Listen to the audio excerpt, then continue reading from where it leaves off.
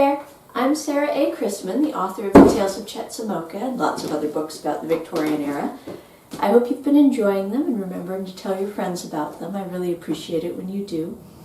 I'm here today with another little short series of videos about restoring our historic house.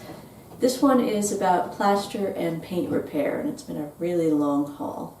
What you're going to see in this little series represents about 2.5 years of work. So, when we moved in, the walls and ceilings were all just falling apart. You see these cracks in plaster, they're not just ugly. The chunks of plaster will actually fall out if you don't fix them. And so, the way that you fix them is a little complicated. First you have to drill holes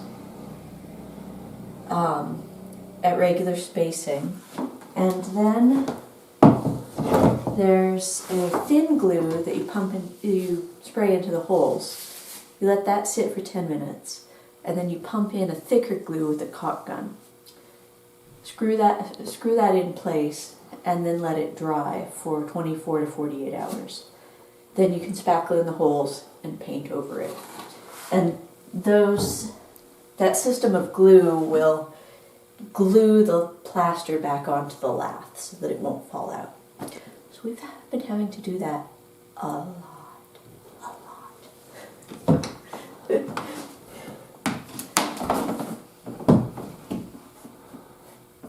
And you have to kind of feel where the lath is, because you don't want to drill between the lath, because then the screws won't hold. See there, I misjudged it, and when you miss the lath, the drill goes all the way through. It's supposed to just go a little way, and you don't want to drill into the lath, because you want the screws to go in there. So, and you have to use a special masonry bit too to drill through the plaster. It's got a squarer head on it than. So this is a primer glue. It's preparing the lath for the caulk type glue that I'm going to pump in there in a few minutes. There are a few advantages to fixing the plaster instead of just tearing it out and putting up drywall, which is what a lot of people would do. In the first place, it looks better. The plaster is more historically accurate. It's very attractive. And on a practical level, plaster is a much better insulator than drywall. So this is going to keep us a lot warmer in the winter and cooler in the summer by doing it this way. It's very labor intensive, but it'll be worth it in the end. Okie dokie. I just have to let that wait, and I'll pump in the other glue in a few minutes. To be perfectly honest with you, house repair and restoration is really not much of a spectator sport. It's mostly just do this very tedious thing, do this very tedious thing, keep doing it, repeat, repeat, repeat. Anywhere from a few hours to, the rest of your life, depending on what it is. It's like that. It's not much to watch. It does, however, give me some time to philosophize, if any of you are interested in that sort of thing. Not a bad thing. Good to share some philosophies once in a while. There's a very old saying, it's one of my favorites. Send not for a hatchet to break open an egg. Now that saying is a very good one. Send not for a hatchet to break open an egg. And it's behind a lot of why Gabriel and I do the things we do the way we do them. It can apply it to home repair, and you can apply it to a lot of other things too. What it comes down to is that there's an appropriate way to do every task. And, well, there are ways and there are ways, as Ruskin might say. And the most effective way to get something done is not always the flashiest or the most expensive or the highest technology. As Felix likes to say to Ken in my stories, can and should are two different things, Tanglefoot. And for any given task, it's important to work out the best and most appropriate way to do it.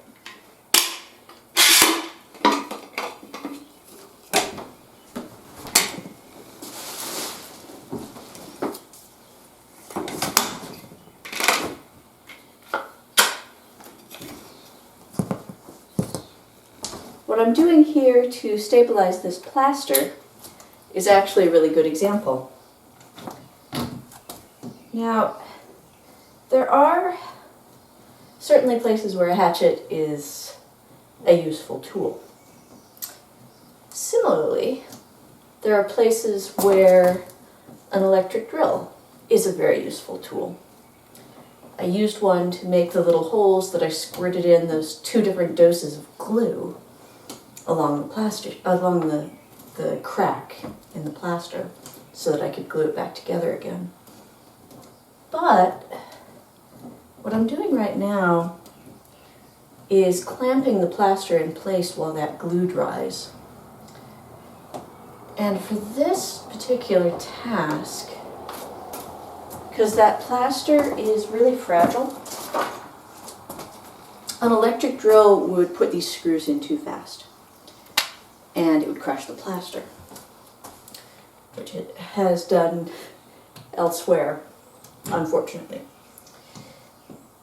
But by doing it by hand, I can feel when just exactly the right point, when just enough pressure is holding that clamp in place and no more than it needs.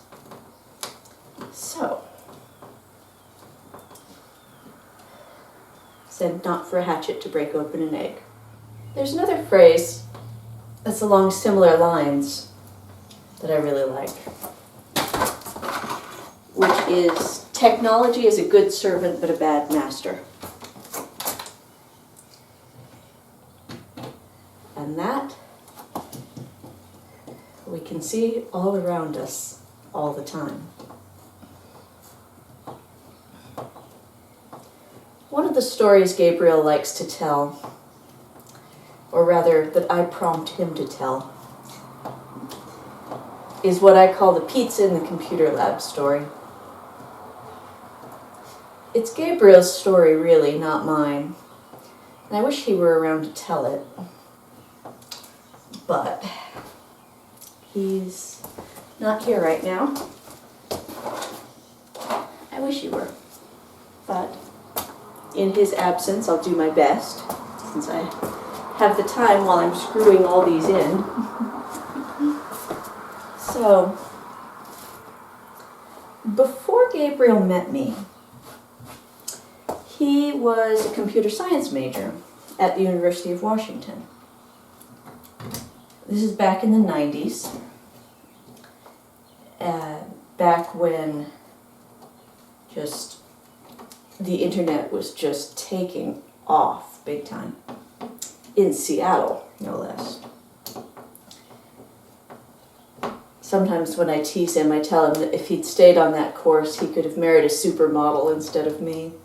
But anyhow, he wound up getting within just a few months of graduating with honors from the computer science department at the University of Washington in Seattle when the internet was huge. And he would have graduated with honors. But he dropped out just a few months. It happens. He dropped out just a few months shy of graduating. And the reason was what I call the pizza in the computer lab story. The students in the department at that time weren't supposed to talk to each other while they were doing projects because the department was scared to death that they might cheat. And so one night, just leading up to finals, they were all in their computer lab at 3 in the morning, working on their final projects.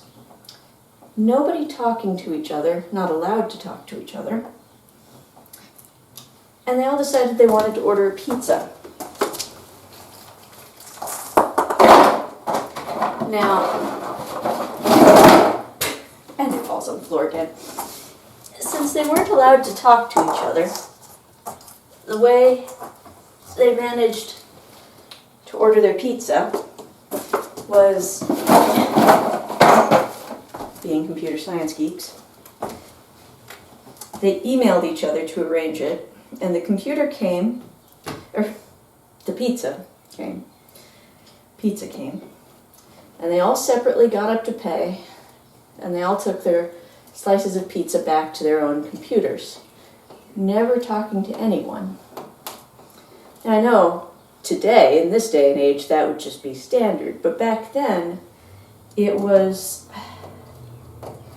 was a new concept that people in the same room wouldn't be talking to each other, but would be using this barrier of technology between them. And Gabriel looked around at this, and he saw what was happening, and he saw the extension of this, and what they, as computer science majors, were creating as a world. And he said to himself, this is not the sort of world I want to be creating. I don't want to be creating a world where technology is keeping people in the same room from talking to one another. Technology is a good servant, but a bad master. And so, a few months shy of graduating with honors and making boatloads of money where he could have married a supermodel, he dropped out and worked out what he was going to do with his life. And then he met me. And the rest is our personal history. And here I am, screwing together a falling apart house. Instead of, being his supermodel. But that wouldn't have been me. And I like being me. And I'm glad he chose me. And I'm glad that he chose to work for the world he wanted to create and not the one he didn't want to create. I'm glad he realized that technology is a good servant and a bad master, and started trying to make people make better choices with their life and how they were doing things, rather than just trying to create a world he didn't want to see. When it comes down to it, I'm glad that he made conscious choices about things, and that I was one of those conscious choices. And yes, I may be screwing together a falling apart house, but the thing is, I'm creating the world I want to live in. And I'm very glad that Gabriel decided to work towards creating the world he wants to live in. And that world includes me. And that especially the world he wants to live in, and that I want to live in, is a world where people read lots of books, he's a librarian, and where they make conscious decisions and think deeply about things.